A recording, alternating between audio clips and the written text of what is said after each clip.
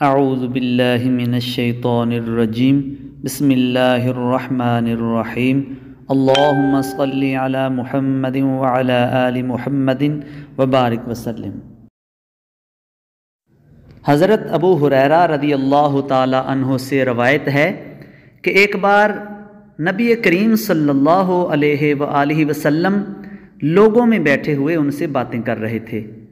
اتنے میں ایک دیہاتی آپ کے پاس آیا اور پوچھنے لگا کہ قیامت کب آئے گی؟ آپ صلی اللہ علیہ وآلہ وسلم اپنی گفتگو میں مصروف رہے۔ بعض لوگ جو مجلس میں وہاں بیٹھے تھے کہنے لگے کہ آپ نے دیہاتی کی بات سنی لیکن آپ نے اس کی بات کو پسند نہیں کیا۔ بعض کہنے لگے کہ نہیں بلکہ آپ نے اس کی بات سنی ہی نہیں۔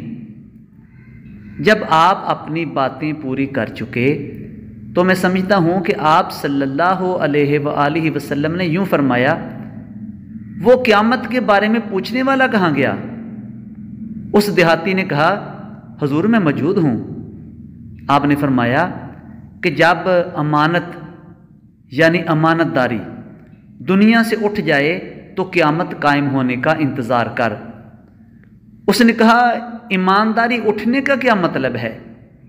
آپ صلی اللہ علیہ وآلہ وسلم نے فرمایا کہ جب حکومت کے کاروبار نالائق لوگوں کو سونپ دیے جائیں تو قیامت کا انتظار کر۔